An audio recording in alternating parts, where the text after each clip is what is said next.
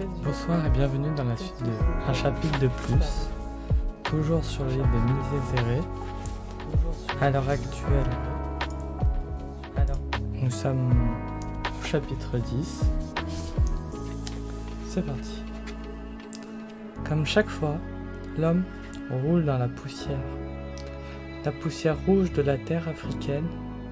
Empêtré dans sa djellaba, il tenta de se relever, mais l'arranger. Le cueillit au ventre. Puis, sous le menton, l'homme se campa, s'écroule.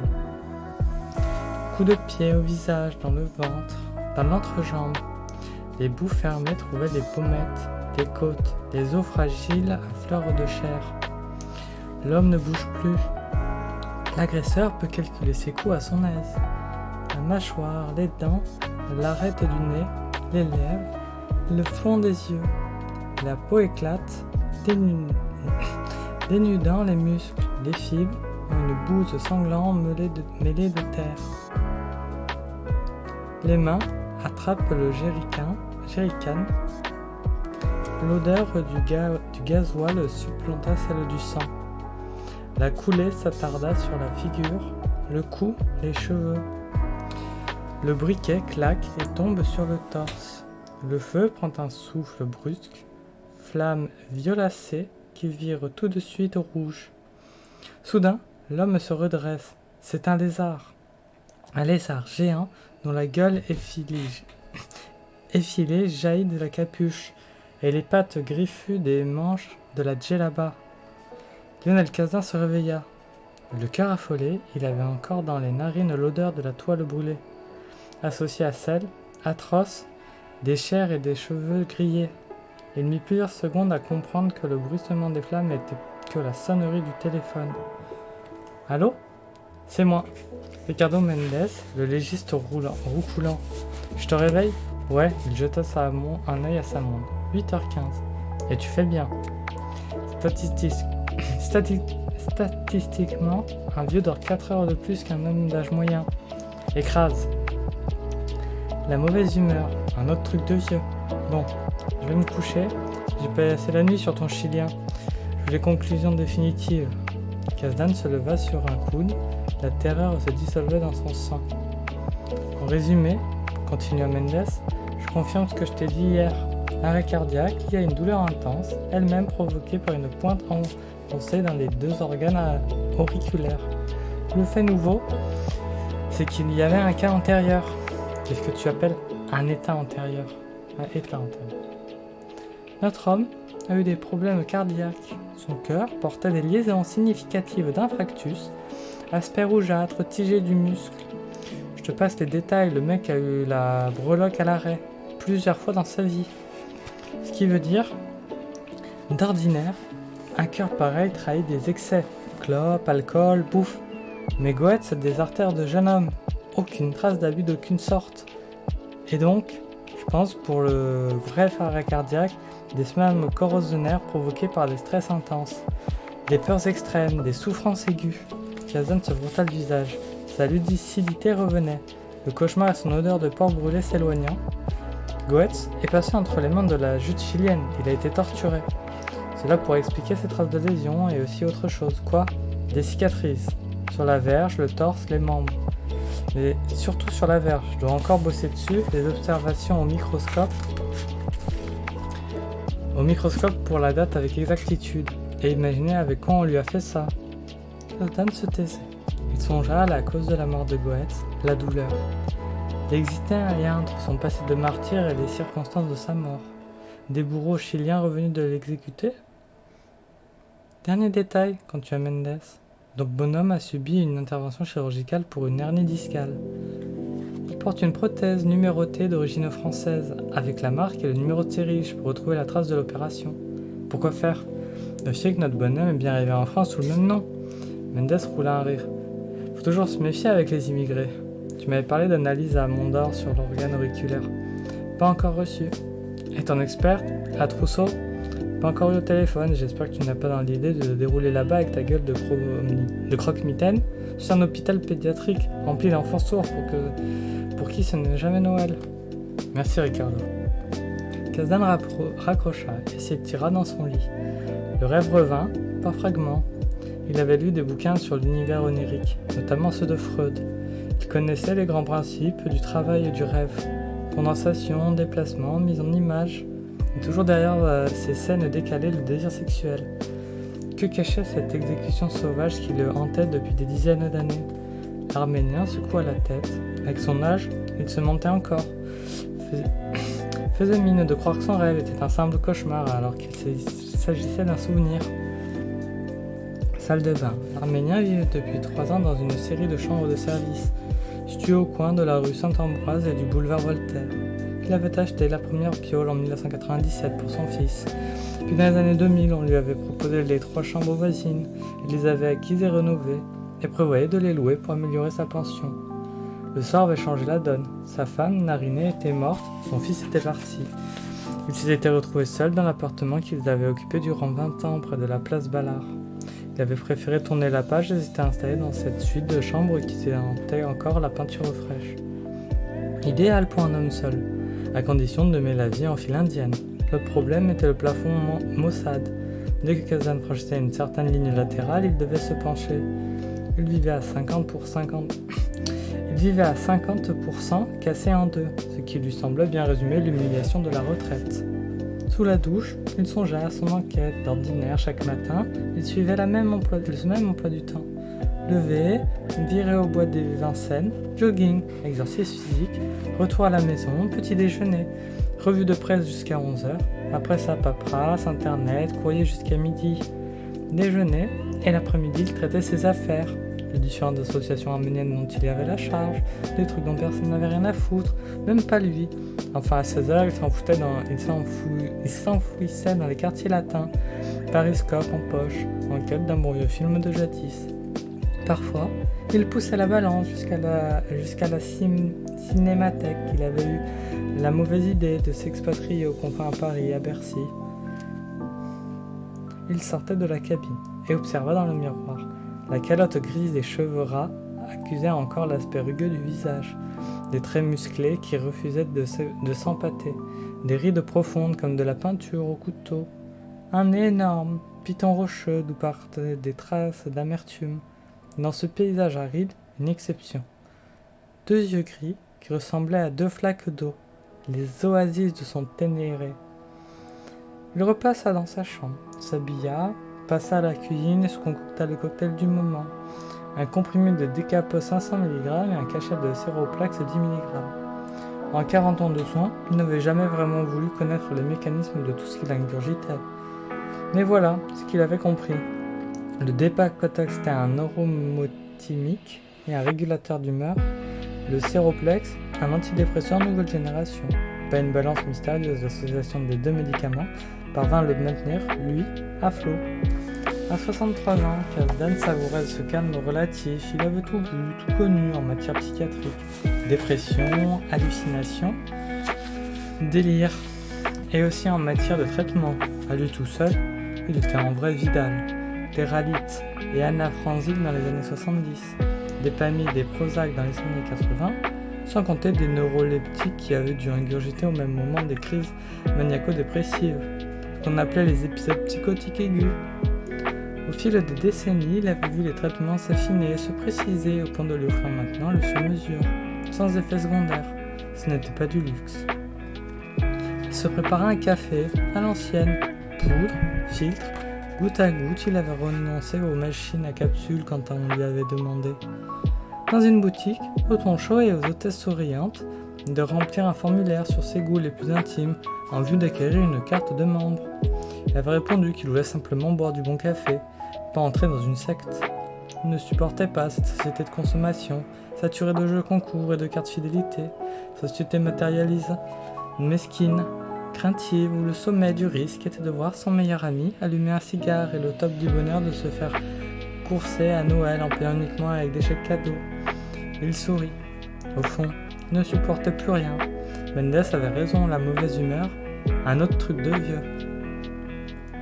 Emportant sa chope, il s'installa dans son bureau et déplia le document qu'il avait étudié en priorité, l'emploi du temps que Goetz avait rédigé à l'attention de son giton. Il s'ôta ses lunettes et lut la liste. L'organisme ne chômait pas. Hormis la cathédrale arménienne, il œuvrait pour 3 autres églises à Paris. Notre-Dame du Rosaire, rue Raymond-Lozereau, dans le 14e. Notre-Dame de Lorette, rue Fléchir, dans le 9e. L'église Saint-Thomas d'Aquin, place Saint-Thomas d'Aquin, dans le 7e. Kasdan surligna au stabilo chaque coordonnée.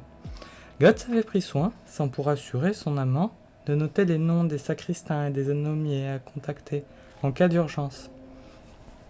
Kasdan n'avait plus qu'à décrocher son téléphone et sonner aux portes. Le musicien donnait aussi des cours particuliers de piano et rayonnait dans tout Paris. Kasdan grinça. Il allait devoir se farcir chaque famille. Non. Il se contentait d'un simple appel, mais il ne devait exclure aucune possibilité. Pas même celle d'une lésion saugrenue avec un élève. Crime passionnel ou vengeance de parents horrifiés? Il replia sa liste, la glissa dans sa poche de jean avant sa tournée. Il avait plusieurs coups de fil à passer. Il commençait par Puy-Ferré et l'identité judiciaire. Rien de neuf sur notre organisme? Non, les paluches sur le balcon appartenaient toutes à la même victime. On n'a rien trouvé d'autre. Le seul scoop, je te l'ai filé hier. Empreinte de la Converse. Il s'arrêta, faisant claquer les feuilles de son rapport. Ah si, un autre détail. On a trouvé des particules de bois sur la tribune, des esquilles, des échardes. Quelle essence? Trop dur pour le dire, je les ai envoyés au labo de Lyon pour analyse. À mon avis, ce sont les parcelles de l'orgue. Götz a dû se cramponner dans la bagarre. Kasdan visualisa la scène du crime. Le buffet, les tuyaux, le meuble du clavier, Puy-Ferré se trompait. Les surfaces étaient nickel, aucune trace de coup d'ongle. Le bois venait d'ailleurs. T'as rendu ton rapport? Il part maintenant. Par mail et par courrier. L'avance qu'il avait sur Vernou était donc cuite. Le jeune flic allait convoquer au poste tous les mômes chaussés de Converse. Obtiendrait-il plus de résultats que lui? Non, Vernou comprendrait seulement que Kasdan avait tenté sa chose en solo et l'appellerait pour l'engueuler. Tu me rappelles quand tu as les résultats? Pas de problème. On en a raconté une bonne cette nuit. C'est Superman qui apercevait Wonder Woman sur le toit d'un immeuble. Je la connais, rappelle-moi. Kasdan composa le numéro du SCOAT, Service Central Opérationnel Assistant Technique. Une dizaine de gars chargés de sonoriser les appartements des suspects. Des types qui avaient plus à voir avec une équipe d'installateurs de chaînes câblées qu'avec un département de haute technologie. Étaient basés au Chesnay, une petite ville du 78. Kasdan tomba sur une ancienne connaissance, Nicolas Longo,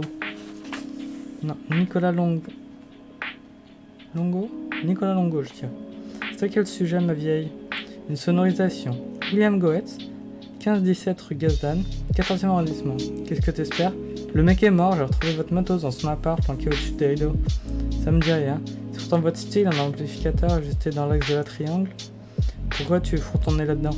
Le mec a été retrouvé mort dans la même paroisse, la cathédrale arménienne. C'est un arménien, non un chilien. La présence du micro démontre qu'il faisait l'objet d'une procédure. Je veux savoir laquelle et pourquoi le nom du juge qui a ordonné les 11. Et toi, t'es saisi par qui? Je suis à la retraite depuis 5 ans. C'est bien ce que je me disais. Tu peux vérifier? J'en parle aux collègues, mais si c'est un chilien, je serais toi, j'appellerais plutôt la DST ou la DGCE. Longo avait raison. Il y avait forte chance que les affaires étrangères soient sur le coup. Mauvaise nouvelle, Kasdan les avait souvent croisées dans sa carrière, toujours dans un climat de rivalité, voire d'hostilité. Il ne pouvait obtenir aucune information de ce côté-là. Il composa un nouveau numéro. Un vieux pote qui avait intégré une brigade nouvelle, spécialisée dans les suspects en cavale. La BNRF, Brigade Nationale de Recherche de Fugitifs. L'homme, un ancien des stupes, se nommait Laugier de Rustin. Tout le monde l'appelait Rustine. Kasdan le cueillit sur son portable. Vous connaissez la voix? Le flic éclaterait. Comment ça va la pêche à la ligne? Je t'appelle justement pour une histoire de pêche au gros. Ne me dis pas que tu joues encore au fouineur. Juste un renseignement. Ta nouvelle brigade, ça marche dans les deux sens. Qu'est-ce que t'appelles dans les deux sens? Vous cherchez les Français en cavale étranger, mais aussi les étrangers cachés en France. On a des accords avec les autres polices européennes, ouais. Et t'as des criminels en stock? Notre créneau, c'est plutôt les malfrats, les tueurs en série et les pédophiles. Tu pourrais jeter un œil? Tu cherches qui exactement? Des Chiliens. Des anciens du régime de Pinochet, des mecs qui auraient le cul un mandat d'arrêt international et qui seraient planqués en France. Le Chili, c'est un peu loin de Schengen. Je sais même pas si Si on a des conventions d'entraide judiciaire avec ce pays. C'est peut-être pas la justice au Chili qui les recherche. Le mandat peut émaner d'un autre pays, Espagne, Grande-Bretagne, France. Les plaintes proviennent des pays des ressortissants. Beaucoup de victimes au Chili étaient originaires d'Europe. Merci pour les leçons, mon vieux. Mais si tu veux tout savoir, c'est encore plus compliqué que ça. Parce que tes mecs restent au Chili, et pour être à leur trousse, il nous faut un accord avec leur pays d'origine, pas avec celui des plaignants. Tu piges? Mais tu peux vérifier? T'as des noms? Non. Des signalements? Que dalle. Tu crois que j'ai que ça à faire, courir après des fantômes? Et hier, un Chilien s'est fait tuer, un réfugié politique. Il semblait qu'il voulait s'éloigner contre ses tortionnaires. Je te demande juste de regarder si un ou plusieurs de ces salopards sont sur tes listes. C'est drôle que tu me parles du Chili. Pourquoi? Un collègue a reçu une demande concernant ce pays il y a moins d'une heure. Quitte pas. Kazan patienta. Christine revint à l'appareil. Éric Vernou, premier DPJ, tu connais? C'est mon outsider, le flic officiel sur ce coup. Tu me rappelles en express? Je vois avec mon collègue. À nous deux, on aura les informations dans la journée. Je pourrais les avoir avant Vernou? Pousse pas trop, Kazdan. Il raccrocha. Le nom du flic de la DPJ impliquait deux vérités. D'une part, le capitaine avait conservé ses affaires. D'autre part, le flic au Bombers ne savait pas son hypothèse, la piste politique. L'Arménien se leva et endossa son treillis. Il était temps, avant d'aller se faire les églises, d'enrichir sa culture. Fin du chapitre 10.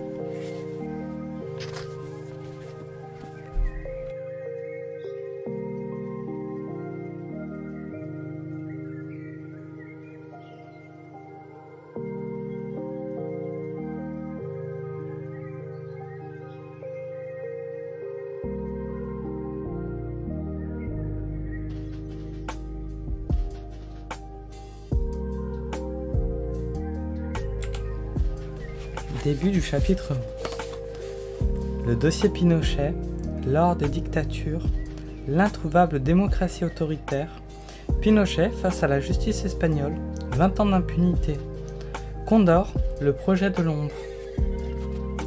Le Chili et ses bouleversements politiques occupaient 3 étages de la librairie, Pinochet et sa dictature 2 d'entre elles. Kazdan sélectionna les livres les plus intéressants, sauta de son escabeau puis se dirigea vers l'escalier pour remonter au rez-de-chaussée. Il se trouvait dans le sous-sol de Lamartane, sa librairie préférée, au 16 rue des Écoles. Une librairie dédiée en priorité à l'Afrique et qui paraissait construire des bouquins tant les murs étaient uniformes tapissés de livres. Les cloisons d'ouvrage montaient si haut qu'on donnait une échelle à chaque client pour accéder au rayon. Kazdan paya, cher, ses livres et regretta l'époque bien heureuse de notre deux frais. Une fois dehors, il respira une goulée d'air. La librairie était située au bout de la rue des Écoles. Là, où les immeubles semblaient en finir avec le quartier latin.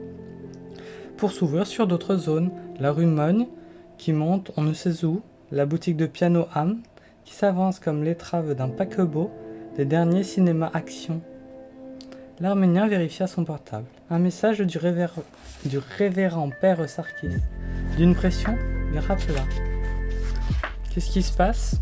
Un autre flic est venu me voir, de la brigade criminelle. Nom de la B quelque chose. Il y avait le mot mineur dedans. BPM, brigade de protection des mineurs. C'est ça. Kazan Taka, le rapport de Pufera mentionna l'empreinte de basket, était parvenu à Vernou aux environs de 9h. Il était 11h. Le capitaine avait-il aussitôt contacté la BPM pour que les gars encadrent l'interrogatoire des petits choristes? Bizarre. Vernou n'avait aucun intérêt à saisir une autre brigade. Le flic, comment il était? Spécial, c'est-à-dire jeune, sale, parasé. Assez beau, il avait plutôt l'air d'un musicien de rock, il a même joué de l'orgue. Quoi? Je te jure, en m'attendant qu'il est monté sur le balcon, il y a toujours les grands rubans jaunes. Il était passé en dessous et s'est installé au clavier. Il l'a allumé et a commencé à jouer le début d'un tube des années 70. Sarkis se mit à fredonner quelques notes de la voix rauque. Kazan reconnut le morceau. Light My Fire des Doors. Peut-être, oui. Kazdan cherche à visualiser ce flic. Un jeune gars peu soigné piétinant une scène de crime en jouant un air des Doors dans son église. Pas banal, en effet. Il t'a donné son nom? Oui. Je l'ai noté. Cédric Volokin. Connais pas, il t'a montré sa carte? Oui, pas de problème. Qu'est-ce qu'il t'a demandé exactement? Des précisions sur l'heure de la découverte du corps, sur sa position, sur les traces de sang. Mais il voulait surtout interroger les gamins. Comme toi, les gamins chaussés de basket Converse. Aucun doute, Vernou avait vendu la mèche. Mais pourquoi se sent-il incapable d'interroger lui-même des mômes? Je vais me renseigner, conclut à Kazan. Rien de neuf à part ça. Le flic d'hier, Vernou, a téléphoné. Il veut lui aussi interroger les enfants, vous ne voyez pas tous, quelque chose ne cadrait pas. Si Vernou souhaitait aussi interroger les mômes, alors le flic Rock venait d'ailleurs. Comment avait-il informé de l'affaire? Vernou, tu lui as dit quelque chose que... Tu lui as déjà dit que je t'avais interrogé? J'étais obligé, Lionel. Comment a-t-il réagi? Peut-être tel vieux con. Je te rappelle, t'en fais pas. Kazan s'achemina vers sa voiture. Une nouvelle fois installé, il composa le numéro du capitaine de la DGPJ. L'officier ne lui laissa pas le temps de parler. Qu'est-ce que c'est que ce bordel? Vous jouez à quoi? Nom de Dieu. J'avance, tout simplement. Au nom de quoi? Au nom de qui? Cette église est mon église. Écoutez, si vous voulez retrouver ne serait-ce qu'une fois sur ma route, je vous fous en garde à vue, histoire de vous calmer. Je comprends. Vous ne comprenez rien, mais je jure que je le ferai. Après un bref silence, Vernou reprit sur un ton plus bas. Les mômes, ils vous en parlaient? Non. Putain, quel gâchis, vous salopez mon enquête. Calme-toi, quelque chose cloche. Je ne suis pas le roi des psychologues, et je ne m'attendais pas à confession cash, mais j'aurais dû percevoir un signe, un trouble chez le gamin qui a été témoin du meurtre. Aucun n'avait l'air choqué. Non, il doit y avoir une autre explication. Toi, tu en es où? Vous voulez un rapport signé? J'ai rien à vous dire. Et n'approchez plus de mon affaire. Sa colère montait à nouveau. Comment avez-vous pu interroger ces mômes sans la moindre autorisation, sans la moindre précaution? Kazan ne répondit pas. À chaque phrase, il attendait que leur résonance retombe, et avec elle la colère. Enfin, il prononça. Le dernier détail. Tu as contacté la BPM? La BPM? Pourquoi j'aurais fait ça? Sans raison, Kazan changea de ton. Écoute, je comprends que tu te fasses la gueule. Tu dois te dire que tu n'as pas besoin d'un vieux ragueur dans mon genre. Mais n'oublie pas une chose. Tu n'as pas une semaine pour sortir Tu n'as qu'une semaine pour sortir l'affaire. Une semaine? Oui. Le délai de flagrance après ça, un juge sera nommé et les comptes seront remis à zéro. Tu devras demander la permission pour la moindre perquis. Pour l'instant, tu es le seul maître à bord. Vernou se tut. Il connaissait la loi. La découverte d'un corps donne les pleins pouvoirs pendant 8 jours au service saisi par le procureur. Les flics en charge de l'enquête ont alors besoin d'aucune commission rogatoire prérequis, audition, garde à vue, tout est possible. Mais tu as besoin d'aide, reprit Kazan. Le meurtre a été commis chez les Arméniens et il concerne une autre communauté, les Chiliens. Un vieil immigré comme moi peut te filer des tuyaux. À l'arrivée, c'est toi qui les récolteras, les lauriers. Je me suis renseigné sur vous, admit Vernou. Vous avez été un grand flic. Le passé composé, c'est le temps qui te convient. Vous avez fini l'enquête de proximité. D'interroger le quartier, oui, personne n'a rien vu. La rue Goujon était déserte. Et l'autopsie, Vernou lui explique ce qu'il savait déjà. Il est plus ainsi, c'était sa franchise. Ce flic-là n'était pas un tordu. Plutôt un jeune qui en voulait. Quelle est ton hypothèse, relança-t-il? Je crois à la piste politique. Je cherche à savoir qui est Goetz au Chili. T'as appelé l'ambassade? Ouais, mais le seul attaché qui pouvait me renseigner, un mec du nom de Velasco, est en déplacement pour 2 jours et il n'y a pas d'officier de liaison pour le Chili à Paris.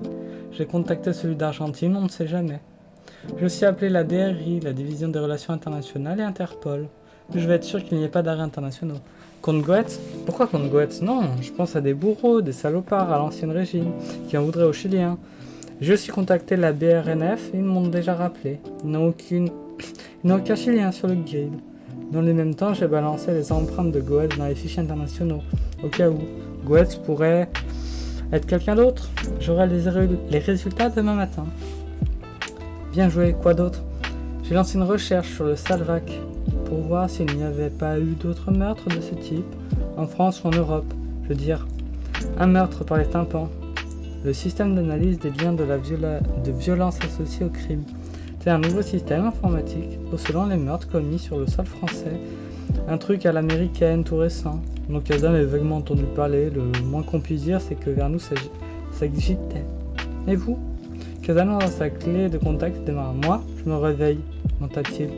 Qu'est-ce que vous allez faire? Mon jogging, après ça je gratterai dans les archives de nos paroisses. On ne sait jamais, il y a peut-être chez les Arméniens un repris de justice. Pas de conneries, Kazan. Si vous traversez encore ma route, J'ai compris, mais sois sympa, tiens-moi au courant. Il raccrocha. La conversation s'était achevée en eau de boudin. La confiance n'était pas passée et, dans ce jeu de dupes, il était... J'ai sauté une page. Il était difficile d'évaluer ce que chacun gardait pour lui-même. Pourtant, Kazdan sentait une collaboration en marche. Descendant la rue des Fossés Saint-Bernard, le long de la faculté des Juissins, Kazdan songea de nouveau au flic dépareillé, qui était venu jouer à l'orgue de Saint-Jean-Baptiste. Il ne voyait qu'une solution pour expliquer sa présence, l'état-major. Pour chaque affaire d'importance, on rédige un rapport à l'attestation de la place Beauvau, qu'on appelle un telex. Vernou avait dû envoyer le sien hier soir. D'une façon ou d'une autre, Volokin était informé des coups qui tombaient. Qui le renseignait? Ce service se résumait à quelques femmes et se partageait la permanence 24 heures sur 24. Kazdan tenta une hypothèse. Une des fliquettes en pinça pour le flic rebelle. Même Sarkis avait remarqué la beauté du jeune gars. Mais comment Volokin avait-il pu l'empreinte? Avait-il su prendre l'empreinte? Kazdan rappela puis Ferret, le technicien réagissait aussitôt. Toi Kazdan, c'est du harcèlement jeu. Est-ce qu'un flic de la BPM t'a appelé ce matin à propos de Goethe? Juste après ton appel, oui, il était 9h. Frisson dans ses avant-bras. Il pouvait sentir la rapidité et l'électricité du jeune flic. Tu lui as parlé de l'empreinte? Je sais plus. Je crois oui, mais il était au courant, non? Lui-même m'a parlé des mômes. Un quiproquo. Volokin avait simplement appelé l'identité judiciaire pour flairer le meurtre.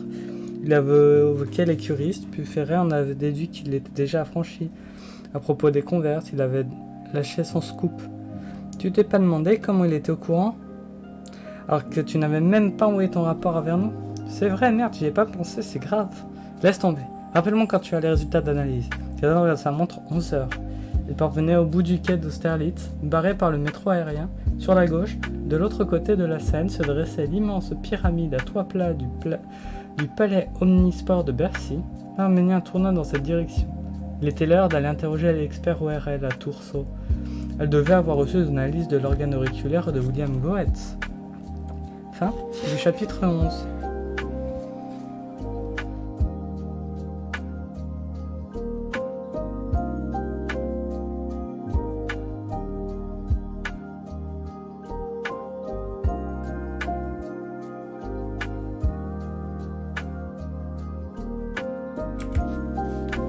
Chapitre 12. L'hôpital Armand Tourceau ressemblait à un village de mineurs, dont on aurait déplacé les pavillons de briques pour en former des carrés successifs. À chaque nouveau patio, les façades grises, roses, crème, semblaient se rapprocher encore pour vous écraser contre les murs. On trouvait, en voiture, dans ce dédale comme un rat dans une cage. Kazdan haïssait les hôpitaux. Toute sa vie, à intervalles réguliers, il avait dû séjourner dans ces lieux lugubres, Sainte-Anne et Maison Blanche à Paris, mais aussi Ville-et-Varde, à Neuilly-sur-Marne, Paul Guiraud, à Villejuif. Ces campus avaient été abrités sa vie de soldat sans guerre, ou plutôt sa guerre personnelle. Dans le champ de bataille était son propre cerveau. Le délire et le réel ne cessaient de s'y confronter jusqu'au moment de la trêve. Toujours précaire, Kazdan quitta alors l'hôpital. Fragile, apeuré, ne possédant qu'une seule certitude, une de ces quatre, une nouvelle crise ne le ferait que revenir ici. Pourtant, son pire souvenir de l'hôpital ne commençait pas par sa propre folie, mais Nariné, sa femme. Kazdan l'avait connue quand il avait 32 ans, lors d'un mariage arménien, alors qu'il était un des héros de la BRI. Il l'avait d'abord passionnément aimée, puis simplement estimée, puis vraiment détestée, jusqu'à ce qu'elle ne devienne qu'une simple présence. Intégrer sa vie aussi sûrement que son ombre ou son arme de service. Il n'aurait pu résumer ses 25 ans d'union, ni même les décrire. Une chose était sûre, Nariné était la personne qu'il avait le mieux connue dans son existence. Réciproquement, ils avaient traversé ensemble tous les âges, tous les sentiments, toutes les galères. Pourtant aujourd'hui, quand il évoquait son souvenir, il ne voyait plus qu'une scène, une seule, toujours la même. La dernière fois qu'il l'avait visitée dans sa chambre de l'hôpital Necker, quelques heures avant sa mort. Cette femme-là n'avait plus rien à voir avec celle qui avait partagé son destin. Sans maquillage, sans perruque, elle ressemblait à un bronze décharné. En robe de papier vert, son élocution était devenue étrange, distante, à cause de la morphine, et chacun de ces mots, qui n'avaient plus aucun sens, était comme une petite mort déposée au creux du cerveau de Kazdan. Pourtant, il sourit, assis à son chevet, détournant son regard, observant les appareils qui entouraient son épouse. Les sillons verdâtres du physioguard, la lente perfusion dans les cas translucides renvoyait la lumière blanche des néons. Ces instruments, ces gouttes à gouttes, évoquaient pour lui la cérémoniale intime d'un drogué, shoot d'héroïne ou pipe d'opium.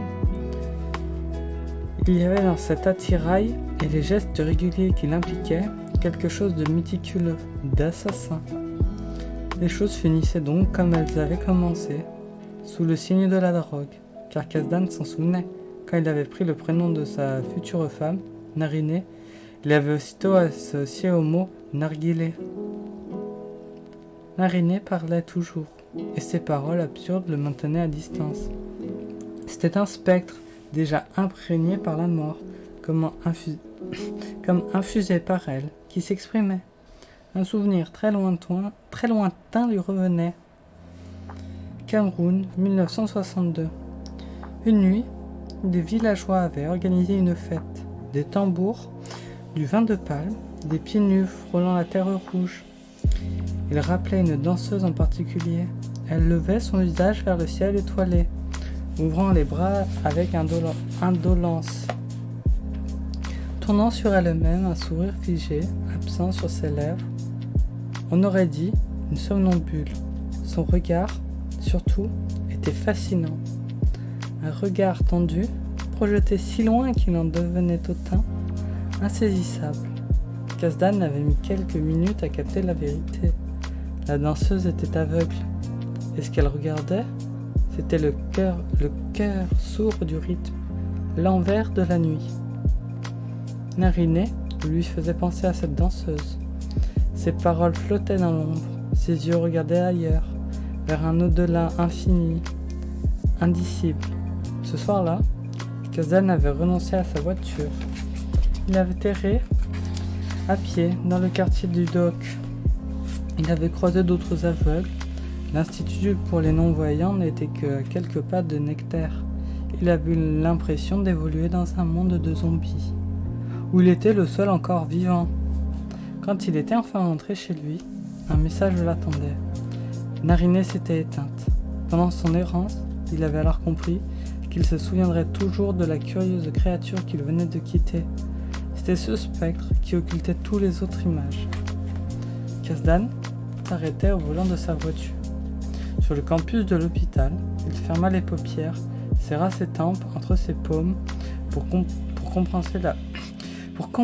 compresser la force des souvenirs et respira un grand coup. Quand il ouvrit les yeux, il avait repris sa place dans le temps. Trousseau, l'expert ORL, l'enquête. Il dénicha le pavillon André Lemarié au fond d'une cour. Un bâtiment de briques claires avec couleurs coagulées plus sombres. La porte 6 indiquait les différents spécialistes du bloc, dont le département ORL. Dès le hall, le ton était donné. Rhinocéros, lions, girafes collaient au mur. Cabanes de bois blanc coloré disposées en carré. Joutes en pagaille. Kazdan se souvint des paroles de Mendes. Un hôpital pédiatrique rempli d'enfants sourds pour qui ce n'est jamais Noël. Des guirlandes et des boules multicolores étaient suspendues au plafond. Un sympa clignotait dans un coin alors que les néons étaient déjà allumés. Au centre de la pièce, des infirmières, coiffées de bonnets verts à grelots, installaient un théâtre de bois et de feutre. Il s'avança vers elles, captant en même temps la chaleur du lieu et les effluves de médicaments. Son malaise grandissait. Il surprenait, sans l'expliquer, un lien entre le cadavre de Goethe et cette atmosphère mortifère d'enfants coupés du monde. Je cherche le docteur François Audusson. Les rideaux rouges du théâtre miniature s'ouvrirent. Une femme aux larges épaules apparut. « C'est moi. Que voulez-vous » Franz Hudson devait avoir 50 ans. Ronde, massive, ses cheveux gris coiffés en 2 arches symétriques. Elle ressemblait aux publicités de jadis pour Maminova. Elle se releva et se déporta sur la gauche. Elle était aussi déguisée en lutin. Chasuble à bretelles d'un vert pétant, chaussures noires à grelots boucles en forme de papillon, bonnet à grelots. Kasdan sortit la carte tricolore qu'il avait conservée en douce. Comme tous les flics mélancoliques, il avait déclaré sa carte perdue 6 mois avant la retraite. Il avait obtenu un nouveau document qu'il avait rendu au moment de son départ. Quant à l'ancienne, il l'avait gardée bien au chaud comme un fétiche. « J'appartiens au groupe d'enquête chargé du meurtre de William Goetz, dit-il enfin. Franz Hudson retira son bonnet dans un bruit de clochette. « J'ai reçu ce matin les résultats du Mont d'Or. Venez avec moi. » Kasdan lui emboîta le pas, sous les regards intrigués des autres infirmières lutins. Ils longèrent plusieurs cabanes de bois jusqu'à ce que l'ex-flic comprenne qu'il s'agissait de vrais bureaux et non de décors. L'expert ORL déverrouilla l'avant-premier report décoré d'un profil de reine. « Nous préparons le spectacle de Noël, précisa-t-elle, pour les enfants. » L'intérieur était minuscule, un bureau plaqué contre le mur de droite, un fauteuil dans la continuité, un autre placé latéralement, et le tout enseveli sous les dossiers, schéma de coupe de tympan, scanner épinglé avec ses 110 kilos, Kasdan n'osait plus bouger. « Asseyez-vous, proposa-t-elle, en notant sur sa droite une pile de dossiers du fauteuil. Kasdan s'exécuta avec précaution, alors que la femme faisait sauter les bretelles de sa chasuble et s'extirpait de son déguisement. Elle portait un soutane et un jean noir qui moulait son corps épais. Sa poitrine était lourde et son soutien-gorge blanc pointait sous les mailles sombres dessinant des petits sommets enneigés. Kasdan sentait passer une onde de chaleur dans son entrejambe. La sensation lui plut. « Il y a un problème avec les résultats, dit-elle en attrapant une fiche posée contre le mur. Le labo n'a rien trouvé. Vous voulez dire pas de particules ? Rien. Les gens de Mont d'Or ont observé l'intérieur de l'os du rocher au microscope électronique. Ils ont pratiqué des tests chimiques. Il n'y a rien. Pas l'ombre d'un éclat, d'une limaille. Rien. Qu'est-ce que ça signifie ? L'aiguille utilisée devait être composée d'un alliage si compact qu'il n'est pas effrité au contact de l'os, ce qui est vraiment bizarre. Parce que l'aiguille s'est insinuée dans les ossements et s'est enfoncée jusqu'à la cochelet, il y a donc eu frottement. Or, l'instrument n'a laissé aucune trace. L'aiguille, comment l'imaginez-vous ? Très longue, elle s'est déplacée dans l'appareil auriculaire comme une onde sonore de très grande puissance. La pointe a brisé les cellules ciliées de la cochelet, dans laquelle se trouve l'organe de Corti. Je vais vous montrer les clichés pris au microscope électronique. Elle déploya sur son bureau des tirages en noir et blanc. Les images montraient des espèces de plaines sous-marines dont les algues auraient été désordonnées. Ces clichés semblaient sortir d'un cauchemar. D'abord, parce qu'il montrait une vie microscopique, fourmillante et ténébreuse. Ensuite, parce que le chaos des cils évoquait le bouleversement d'un raz-de-marée. Les cellules ciliées externes que vous voyez, continua la spécialiste, sont les parties sensibles qui captaient en amplifiant les vibrations du son. Comme vous pouvez le voir, les cils ont été cassés par l'arme. Si la victime avait survécu, elle aurait été sourde le restant de ses jours. Kasdan releva les yeux. Son regard tombait à nouveau sur les seins, mais cette fois la vision ne lui fit aucun effet. Le docteur Mendes m'a parlé d'une aiguille à tricoter. Qu'est-ce que vous en pensez ? Ce n'est pas ça, l'extrémité des aiguilles est beaucoup plus fine. La femme se leva et désigna un schéma accroché au mur. Une sorte d'escargot bigarré, elle pointa l'index sur un passage étrange. Sur ce schéma de l'organe auriculaire, vous pouvez voir les osselets, qui forment un très mince couloir, ici. L'aiguille s'est insinuée dans cet interstice, ce qui suppose une pointe très effilée. J'imagine que cette pointe était munie d'une poignée, le tout fondu dans le même alliage, très solide pour ne pas se briser. François Dusson se rassit. Kazdan eut soudain une idée rocambolesque.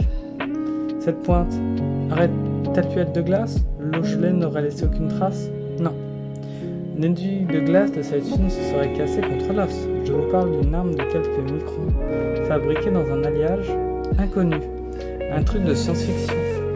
Elle sourit, relisant ce qu'elle venait de dire. Excusez-moi, je regarde trop de séries télévisées. Ce que je veux dire, c'est que le mystère est là, dans l'arme du crime. Kazdan posa de nouveau les yeux sur le tirage. Ces plaines charbonneuses étaient comme des images pétrifiées matérialisées de la souffrance de la victime. De nouveau, son intuition, une convivience existait entre la cause de la mort, la douleur et le mobile, peut-être venu du Chili et de ses tortionnaires. J'ai eu la chance d'arriver très rapidement sur les lieux du crime, expliqua-t-il. Le cri de la victime résonnait encore dans les tuyaux de l'orgue.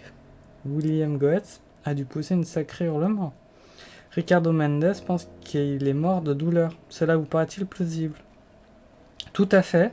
Nous avons effectué pas mal d'études ici sur le seuil douloureux des tympans. C'est une région très sensible. Nous soignons toute l'année des barotraumatismes liés à de brusques différences de pression, lors de plongées sous-marines ou de voyages en avion. Selon tous les témoignages, la douleur est très aiguë. Dans le cas de ces meurtres, la pente allait beaucoup plus loin. La souffrance a dû bouleverser tout le métabolisme du corps et provoquer l'arrêt cardiaque. L'Arménien se leva en faisant gaffe à ne rien faire tomber, puis prononça de sa voix grave. « Merci, docteur.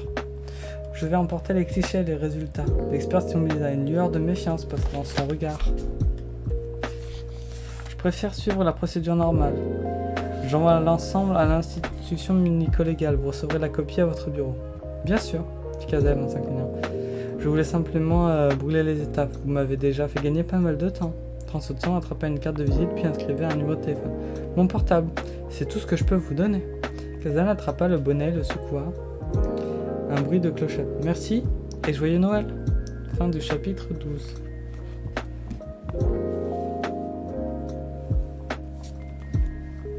Bon, allez, encore un chapitre. Allez, encore un chapitre. Chapitre 13. Après Trousseau, Kazdan visita les 3 paroisses où Goetz était également organiste et chef de chorale, le chœur. À Notre-Dame du Rosaire, dans le 14e, il ne trouvait personne pour le renseigner. L'aumônier était souffrant et les prêtres officiants absents. À Notre-Dame de Lorette, rue Fléchier, il interrogea le père Mitchell qui lui fit portrait standard de Goetz, discret, plausible, sans histoire. Kazdan fila à Saint-Thomas d'Aquin, près du boulevard Saint-Germain, où il fit encore chou blanc. Le personnel religieux était en voyage pour 2 jours. À 15h30, Kazdan rentra chez lui. Il alla dans la cuisine et se prépara un sandwich, pain de mie, jambon gouda, cornichons, buvant en même temps un café tiède. Il se dit qu'il n'avait pas envie de téléphoner aux familles chez qui Goetz donnait des cours de piano. Pas plus qu'il ne souhaitait se plonger dans l'histoire récente du Chilien. En revanche, l'idée du jeune flic bizarre excitait sa curiosité. Il devait évaluer la concurrence. Avalant son sandwich en quelques bouchées, il se servait un nouveau café et s'installa à son bureau. Il composa directement le numéro de Jean-Louis Greschi, le vieux collègue de la crime, qui avait pris la direction du bureau de la protection des mineurs. « Comment ça va ?» s'exclama le commissaire. « Tu casses toujours les dents ?»« Les miennes surtout, sur la mie de pain. » Quel mauvais vent t'amène. Cédric Volovic, tu connais? Un de mes meilleurs éléments, pourquoi? Ce type a l'air d'enquêter sur un meurtre qui concerne ma paroisse, la cathédrale arménienne. Impossible, il est en disponibilité pour une durée illimitée. En quel honneur? Greschi hésita, reprit sur un ton plus bas. Volovic a un problème. Quel problème? La défonce, accro à l'héroïne. Il s'est fait choper avec une shooteuse dans les chiottes de nos bureaux.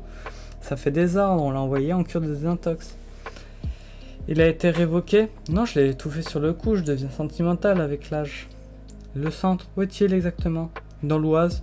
Jeune et ressource, mais tout le monde l'appelle cold turkey. Ça veut dire quoi? C'est l'expression anglo-saxonne pour désigner le sevrage à sec, sans médicaments ni substances chimiques. Ils soignent là-bas par la parole, paraît-il. Et aussi le sport, des vieux babas, des hérétiques de l'antipsychiatrie. Kasdan rumina l'expression.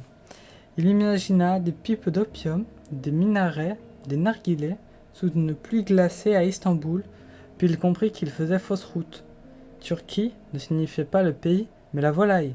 Cold Turkey signifiait simplement dinde froide. Allusion transparente aux symptômes du manque, suer glace et chair de poule. Selon toi, insista-t-il, c'est impossible qu'il se soit regardé sur mon affaire. Il a été interné il y a 3 jours. À mon avis, il est plutôt en train de claquer des dents dans son duvet. Quel âge a-t-il? Je dirais dans les 27-28 ans. Quelle formation? Maîtrise de droit, maîtrise de philo, canéclus, une grosse tête, mais pas seulement premier au tir, il a été aussi champion national d'arts martiaux, je ne sais plus lequel par contre. Et côté boîte, 2 ans au stup d'abord, c'est là qu'il a plongé dans la dope à mon avis. Et tu l'as pris ensuite dans ta brigade. Il n'avait pas marqué junkie sur son front, et il tenait à venir. On ne refuse pas un mec qui a un cursus pareil au stup. Il affichait un taux d'hésitation de 98%. Ce gars-là est bon pour les livres des records. Quoi d'autre? Musicien, pianiste, je crois. Kasdan assemblait chaque morceau et de plus en plus intéressé par le résultat. Un flic vraiment original. Marié? Non. Mais un vrai tombeur. Toutes les filles en sont folles. Les nanas adorent ce genre de mec. Mignon, tourmenté, insaisissable. Il attire les donzelles comme un amant la limaille. Kasdan avait donc vu juste. À tous les coups, Volovic avait tourné le cœur d'une des filles à l'état-major, ce qui lui permettait de guetter les affaires qui le branchaient. Il s'est porté candidat à la BPM, tu sais pourquoi? C'est le nerf de la guerre, il a un mobile personnel, j'en suis sûr. Volovic est orphelin, il a dû traiter ses basques selon pas mal d'orphelinats de foyers, d'instituts religieux. De là à imaginer que lui-même passe à la casserole, il n'y a qu'un pas. Et de là à penser qu'il y a un compte à régler avec les pédos, qu'il n'y a plus qu'un orteil. Un peu simpliste, non? Plus c'est simpliste, plus ça a des chances d'être vrai, Kasdan, tu le sais comme moi.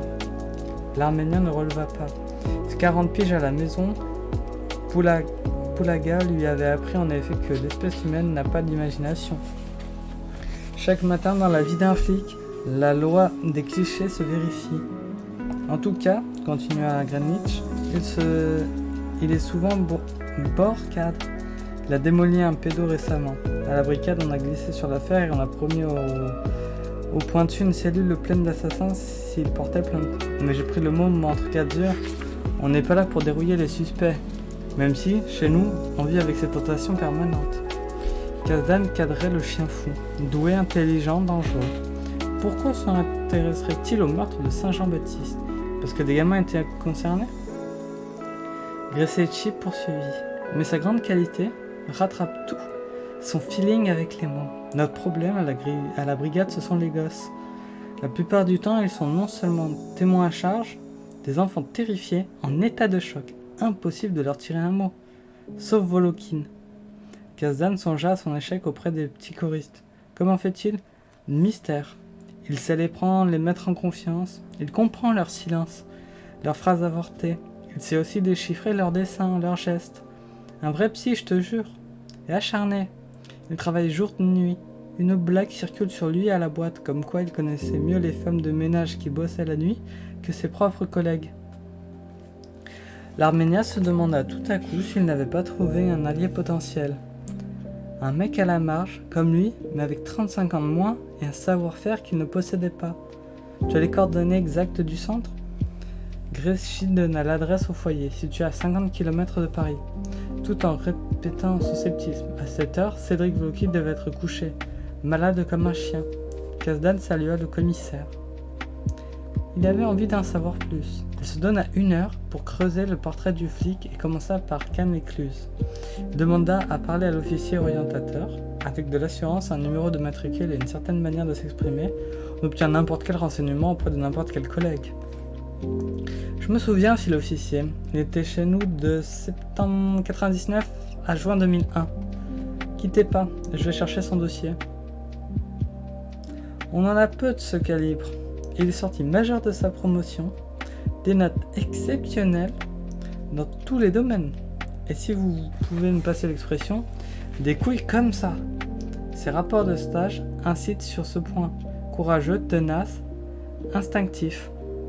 En juin 2001, quand il est sorti de l'école, il avait quel âge, le Fictinca? Vous n'avez pas sa date de naissance sous les yeux? Il allait avoir 23 ans, il est né en septembre 70. Où? Paris, 9e arrondissement. Selon mes notes, après l'école, il a intégré la brigade des stupes. C'est ce qu'il a demandé. Vu ses résultats, il aurait pu choisir beaucoup mieux. Justement, pourquoi pas un poste plus d'ambition, le ministère de l'Intérieur? Les bureaux, c'est pas de son truc. Pas du tout. Il voulait être dans la rue, bouffer du dealer. Kazan remercia l'officier et coupa. Greschi avait précisé que Volokin était orphelin. Kazan composa le numéro de la DAS. Volokin n'était pas né sous X. N'était pas non plus orphelin de naissance. Les enfants abandonnés portaient toujours des noms composés de prénoms. Jean-Pierre Alain, Sylvie André.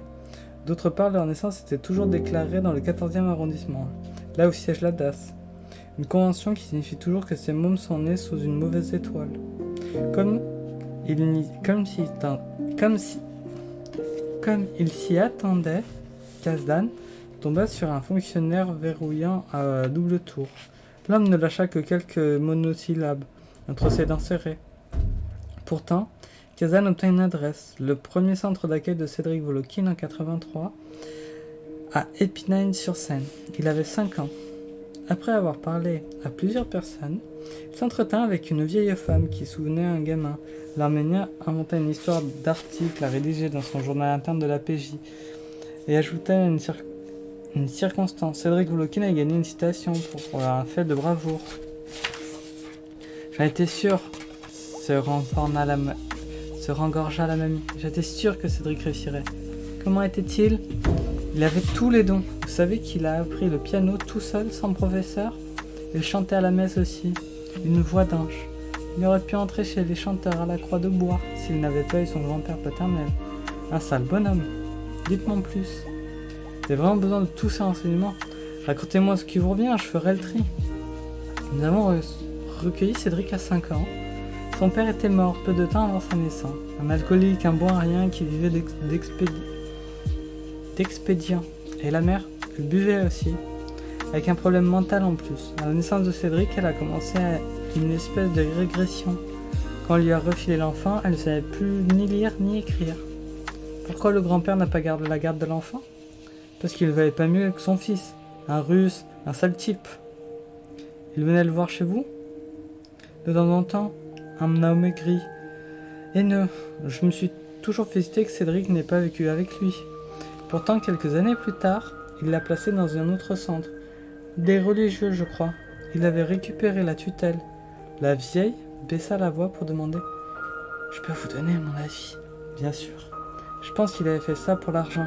Il espérait toucher des subsides sociaux, mais le cancer l'a rattrapé, il est mort et Cédric a été transféré encore ailleurs. Je ne sais pas où. Vous avez eu de ses nouvelles ensuite? Durant une dizaine d'années, non. Puis il est revenu me voir. Il avait avoir son baccalauréat à 17 ans. Il était beau comme un dieu. À partir de là, il est passé plusieurs fois chaque année. Oui, il me téléphonait. J'ai encore de ses nouvelles, vous savez. Kazan prenait des notes. Volokin avait dû rebondir de foyer en foyer jusqu'à sa majorité. Comment avait-il payé ses études? Avait-il été aidé par le SAV, Service d'accueil en ville, qui alloue une petite pension aux orphelins? L'Arménien remercia la vieille dame et fit ses comptes. Si Volokin avait eu son bac avant d'avoir 18 ans, cela signifiait qu'il l'avait décroché en juin 1996. Ensuite, il avait dû s'inscrire à la Sorbonne, à la faculté d'As ou de Nanterre pour faire son droit. Contacter ses professeurs, Kazan préférait s'orienter vers ses prouesses sportives. Il en restait peut-être des traces sur le net. Il n'eut pas à chercher loin, en tapant les mots-clés kickboxing, d'ici qui l'avait choisi au hasard, champion et France, il tomba sur un site complet. La boxe pied-point. Le site traitait à la fois du kickboxing, de full contact et de la boxe française et du muay thai, la boxe thaï. Une des entrées proposait les listes des champions par dizaines, par décennie, toutes les disciplines confondues, 80, 90, les champions de demain. Dans la catégorie 90, Kazan trouva sans difficulté le palmarès de Volokin, assorti d'une photo de mauvaise qualité. Cédric Volokin, 2 fois champion de France junior de Muay Thai, 95, 97, 96, né le 17 novembre 400 de Paris, 1m78, poids 60-72, palmarès 34 combats, 30 victoires, 23 par KO, 2 nuls, 2 défaites. L'article signalait que l'athlète était toujours resté fidèle à son club, le Muay Thai Loisir, à Levallois-Perret. Kazan appela. « Allô ?» Ton essoufflé, Kazan tombait en plein cours. Il se présenta et demanda à parler au directeur. « C'est moi, je suis l'entraîneur du club. Je vous téléphone au sujet de Cédric Volokin. Il a des ennuis ? Pas du tout. Nous mettons simplement à jour nos dossiers. Vous êtes de la police des polices ?» L'homme s'annonça coriace. Kazan prit sur son ton le plus chaleureux. « Non, ma requête est purement administrative. Il nous faut le cursus exact de nos meilleurs éléments pour prendre des décisions d'avenir en ce qui les concerne, vous comprenez ? » Silence. L'entraîneur n'avait pas l'air convaincu, et ce n'était en effet pas très convaincant. Qu'est-ce que vous voulez savoir ? D'après nos informations, Cédric a arrêté la compétition en 96 après avoir été 2 fois champion de France junior. Exact. Pourquoi n'avait-il pas continué ? Il n'a jamais combattu dans la catégorie senior ? Nouveau silence. Plus long, plus renforné. Désolé, secret professionnel. Allons, vous n'êtes ni médecin ni avocat, je vous écoute. Non, secret professionnel. Kazan se racla la gorge. Il était temps d'abandonner le venin pour la matraque. Et écoutez, tout cela concerne une affaire peut-être plus importante que ce que j'ai bien voulu vous dire. Alors soit on parle ensemble maintenant au téléphone et tout est fini en 3 minutes, soit je vous promets du papier bleu pour demain matin, convocation au 36 et tout le bazar. Le 36 c'est pas la brigade criminelle ? Pas seulement. Vous êtes de quelle brigade ? Les questions c'est moi, et en attendant j'attends toujours votre réponse. Je sais plus où j'en étais, m'emmena l'entraîneur. Toujours au même endroit, pourquoi Volokin n'a-t-il pas participé à d'autres championnats ? Il y a eu un problème. En 97, un contrôle antidopage. Volokin était dopé ? Non, mais ses urines n'étaient pas claires. Qu'est-ce qu'on y a trouvé ? Traces d'opiacés. Héroïne. Kazan remercia le coach et raccrocha. L'information était primordiale. Il redéfinissait complètement le jeu. On lui avait présenté un jeune gars modèle tombé dans la dope à 25 ans au contact des dealers et des drogués. Mais ce n'était pas l'histoire. Pas du tout. Bien avant, la brigade des stupes, Volokin était déjà défoncé. Kazdan voyait plutôt se dessiner un môme fermé avec ses traumatismes de gamin, qui avait tâte très fort de la dose. Tentative pour oublier ce qu'il avait vécu dans les foyers ou auprès de son salopard de grand-père. La même question revint le tarauder. Comment le jeune Volokin s'était-il démerdé financièrement durant ses études ? Ce n'est pas avec les milliers de francs mensuels du VAS qu'il avait pu s'acheter sa dope quotidienne. Il n'y avait qu'une seule solution. Facile à imaginer. Volokin avait dealé. S'était livré à d'autres activités criminelles.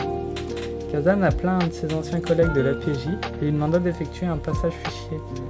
Après s'être fait tirer l'oreille, l'homme accepta de fouiller un côté du permis de conduire de Cédric Volokin et des appartements qu'il avait occupés durant ses études. 99.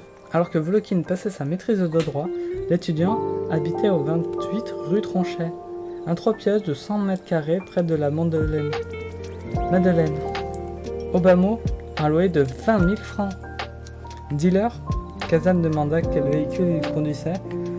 L'ordinateur mit quelques secondes à répondre. En 98, il avait acquis une Mercedes 300 CO24, la bagnole la plus chère et la plus branchée de l'époque, le modèle du pur frimeur. Volokin avait 20 ans. Dealer. Il demanda ensuite une vérification au STIX, système de traitement des infractions contestées. Le fichier qui mémorise tout ça, du moins un PV à la condamnation ferme. Aucun résultat. Cela signifiait rien. Volokin aurait pu avoir des ennuis en mineur et bénéficier de l'amnistie des élections présidentielles de l'époque. Dans ce cas-là, on faisait tout et on recommençait. Kazdan raccrocha et se posa la question à 1000 €. Qu'est-ce qui pouvait pousser un dealer défoncé dans la force de l'âge à s'inscrire à l'école des flics et à endosser l'uniforme pour 2 années ? La réponse était à la fois limpide et tordue. Volokin avait oublié d'être con. Il savait qu'un jour ou l'autre, il finirait par tomber. et qu'il crèverait à petit feu, en tôle, en état de manque. Or, où peut-on se procurer de la drogue tout en bénéficiant d'un maximum de sécurité? Chez les flics. Volokin était passé de l'autre côté simplement pour s'approvisionner en toute impunité, et à l'œil. Tout cela n'était ni moral, ni sympathique, mais Kazdan se sentait attiré par ce chien fou qui avait bricolé avec la vie, au point de bousculer tous les repères. L'Arménien pressentait une autre vérité. La drogue et le passage au tube ne constituaient qu'une étape pour le Russe. Kazdan le sentait. Profondément, Cédric Volokin avait choisi d'être flic pour une autre raison. Au bout de 2 ans, il était passé à la BPM, y mettant une fureur particulière. Le vrai combat, la vraie motivation de Volokin, c'était les pédos. Protéger les enfants. Pour cela, il lui fallait sa dose et il avait dû bosser au stup pour établir ses réseaux. Alors seulement, il était passé aux choses sérieuses, sa croisade contre les prédateurs pédophiles. En parcourant ses notes, Kazdan avait l'impression de lire la biographie d'un super-héros, comme il en lisait autrefois dans les bandes dessinées Marvel ou Strangers. Un super flic doté de nombreux pouvoirs, intelligence, courage, expertise de Muay Thai, habileté au tir, mais possédant aussi une faille, un talon d'Achille, comme Iron Man et son cœur fragile, Superman et sa sensibilité à la kryptonite. Pour Cédric Volokin, cette fêlure avait un nom, la cam. Un problème qu'il n'avait jamais réussi à régler comme en témoignait son séjour en désintox. Kazdan sourit. Dans toute sa carrière, il n'avait connu qu'un seul flic aux motivations si tordues, lui-même. Fin du chapitre 13. Et c'est ainsi que s'achève notre 3e épisode de Un chapitre de plus. Merci d'avoir suivi et je vous souhaite une bonne soirée.